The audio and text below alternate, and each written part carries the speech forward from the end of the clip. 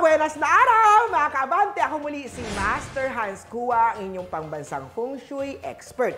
At ito ang ilan sa abang tips at paalala para sa live na kay Bongga! Para sa mga pinanganak ng Year of the Rat, ikaw ay may magandang kalooban pagdating sa pagtulong sa kapwa. Mag-donate at mag-share ng blessing. Yellow at 1. Ox naman tayo, huwag mainip na may trabaho nag-aantay sa'yo, magpatuloy lang sa pag-apply. Green at 18.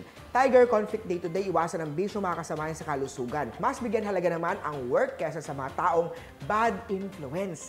Blue at 9. Rabbit naman tayo, pakita sa kanya na deserving ka. Huwag maging mahina para sa ikabubuti mo yan. Gold at 7. Dragon, iwasan ang taong pahilihim na kumukontra sa mga gusto mong makuha.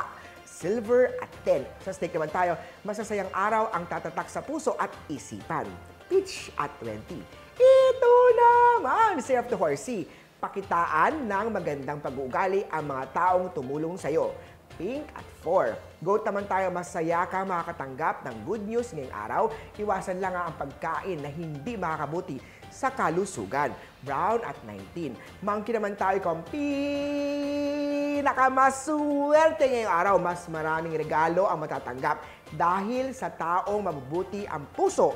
Red at 3. Rooster naman tayo, mas bibilis ang pag-unlad kapag mayroong inspirasyon na nagbibigay sa iyo. Maroon at 5. Dog naman tayo, buong pamilya ay buo at sama-sama, magandang kalusugan ang lahat. Masaya at sagana ang biyaya, huwag kalimutan magdasal at huwag din magkalimutan na magpasalamat sa mga taong tumulong lalo ng panahon na may kailangan na kailangan ka. Silver at 11. Pig naman tayo, iwasan ang contract signing. 4 p.m. magpa-feng shui muna kay Master Hans Kua. Pumunta sa tindahan ko po para makabili ng abacus na lucky charm sa negosyo yan. Muli po, ang lucky color natin for the Year of the Pig ay color aqua at 5 ang swerte kay Year of the Piggy. Muli po, ito po ay magabay patnubay prediction lamang ni Master Hans. Kayo pong gumagawa ng swerte niyo po dahil nasa inyong palad na kasalalay ang inyong tagumpay. Ako muli, si Master Hans Kua para sa hashtag Hansuwerte sa Abante!